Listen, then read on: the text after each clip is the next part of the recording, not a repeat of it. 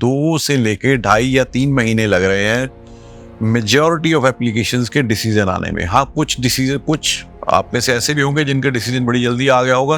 तो ये वो चीज़ है। और एक और जो फैक्ट उन्होंने फिर इसको रीइटरेट किया, मुझे नहीं समझ में आ रहा है कि ये चीज़ ख़त्म क्यों नहीं हो रही है। वो कह रहे हैं कि we are seeing many application with fraudulent documents.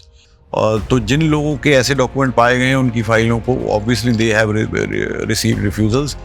और जो educational institutions specially the universities, the group of 8, जिनको हम टॉप की 8 यूनिवर्सिटीज़ बोलते हैं, जो दुनिया की टॉप 100 यूनिवर्सिटीज़ में शुमार करती हैं, उनके रिप्रेजेंटेटिव्स और बाकी यूनिवर्सिटी के रिप्रेजेंटेटिव्स भी बहुत वोकल हैं इन प्रेस, इन मीडिया, इन लिंक्डइन, कि भाई ये जो गवर्नमेंट या जो अपोजिशन है, जो इन्होंने स्टैंस लिया है कि इंटरनेशनल स्टूडेंट्स को कम करना है, माइग्रेशन पे कैप लगानी है, इससे ओवरऑल यूनिवर्सिटीज़ को और इकोनॉमी को भी बहुत बड़ा धक्का लग सकता है, जिसकी रियलाइजेशन शायद गवर्नमेंट को भी नहीं है।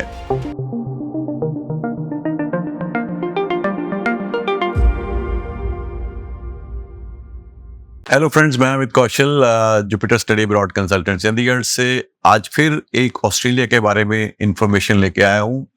आपको शायद मैंने कई पिछली वीडियो में बताया था कि एक वेबिनार होने वाली है ऑस्ट्रेलियन हाई कमीशन के साथ, जिसको हमारी टीम ने कल ज्वाइन किया था। बेसिकली उसमें जो चीज़ें डिस्कस हुई थी वो हुई थी कि डिसीजंस जो हैं वो कितनी देर में आ रहे हैं, अगर डिले हो रहा है तो क्यों हो रहा है, और किन किन चीज़ों को कंसिडर किया जा रहा है while making decision for Australia. I think ये इम्पॉर्टेंट चीज़ें हैं जो आपको एज अ स्टूडेंट भी पता होनी चाहिए।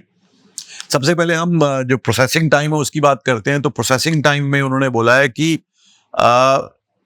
we are taking 40 to 60 working days in processing the visa application at current time.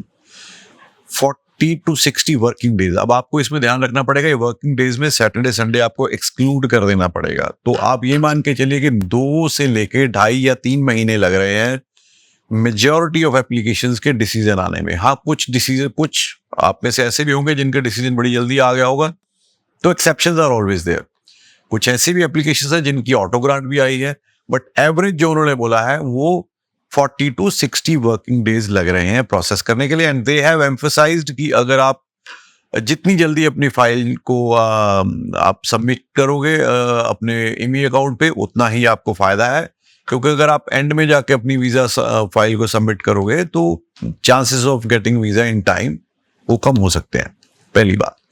दूसरी, the focus is on academics, on your, अगर किसी का वर्क एक्सपीरियंस है तो उन डॉक्यूमेंट्स की ऑथेंटिसिटी के ऊपर है, उसके बाद आपके फाइनेंशियल्स के ऊपर है, और दे आर ऑल्सो कहीं ना कहीं एक ज्योग्राफिकल एरिया को कंसिडर कर रहा है कि बच्चा कहाँ से अप्लाई कर रहा है, क्या उसका सेकंड और थर्ड ईयर, अगर ग्रेजुएशन के लिए जा रहा है तो सेकंड और थर्ड ईयर में पे करने की कैपेसिटी है कि नहीं है, उसके ऊपर भी फोकस किया जा रहा है या उसको भी एनालाइज किया जा रहा है। That is on by way of seeing the अपना एनुअल इनकम ऑफ स्पॉन्सर्स।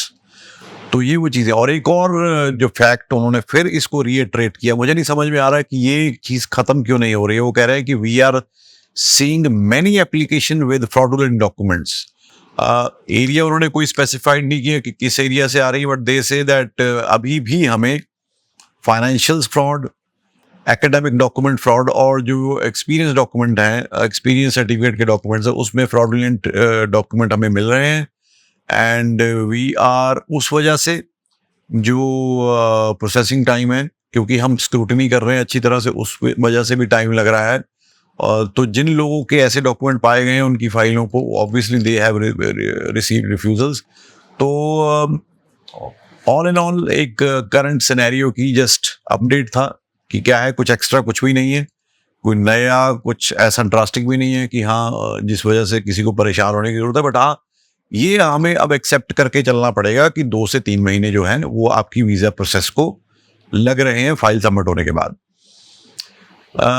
अगर फेब्रुअरी इनटेक के लिए है तो आपको अभी से अप्लाई कर देना चाहिए, अभी से अपनी एप्लीकेशन, जीटी सारा कुछ करवा के फाइल जितनी जल्दी हो सके लगा लेनी चाहिए।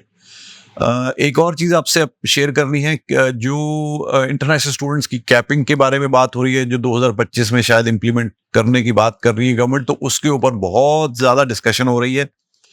और जो एजुकेशनल इंस्टीट्यूशंस है, specially the universities, the group of 8, जिनको हम टॉप की 8 यूनिवर्सिटीज बोलते हैं, जो दुनिया की टॉप 100 यूनिवर्सिटीज में शुमार करती हैं, उनके रिप्रेजेंटेटिव्स और बाकी यूनिवर्सिटी के रिप्रेजेंटेटिव्स भी बहुत वोकल हैं इन प्रेस, इन मीडिया, इन लिंक्डइन, कि भाई ये जो गवर्नमेंट या जो अपोजिशन है, जो इन्होंने स्टैंड लिया है कि इंटरनेशनल स्टूडेंट्स को कम करना है, माइग्रेशन पे कैप लगानी है, इससे ओवरऑल यूनिवर्सिटीज़ को और इकोनॉमी को भी बहुत बड़ा धक्का लग सकता है, जिसकी रियलाइजेशन शायद गवर्नमेंट को भी नहीं है।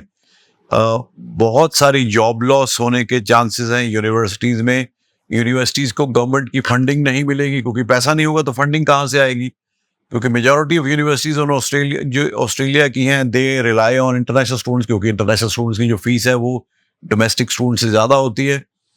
तो जो रिसर्च के लिए फंडिंग है वो कम हो जाएगी। अगर रिसर्च के लिए फंडिंग कम होगी, वो कहीं ना कहीं ओवरऑल इम्पैक्ट करेगी ऑन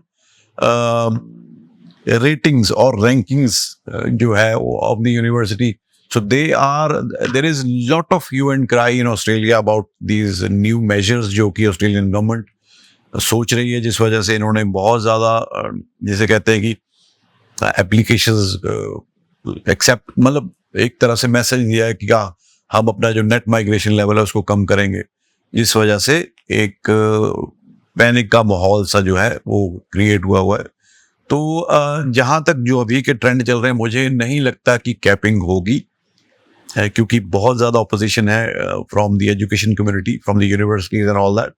बट अभी it is too early to suggest और प्रिडिक्ट कि कब होगा, क्या नहीं होगा। बट मुझे लगता है धीरे धीरे चीज़ें दोबारा जो है वो नॉर्मल होनी शुरू हो जाएंगी और पॉजिटिविटी की तरफ ही चलेंगी। तो ये करंट अपडेट था ऑस्ट्रेलिया के बारे में। अगर इससे अलावा आपको कोई भी क्वेश्चन है, कोई भी जानकारी चाहते हैं, गूगल फॉर्म में अपनी डिटेल भर सकते हैं या हमारे कमेंट सेक्शन में अपना क्वेश्चन लिख सकते हैं। I try to answer all your queries. Thank you so much.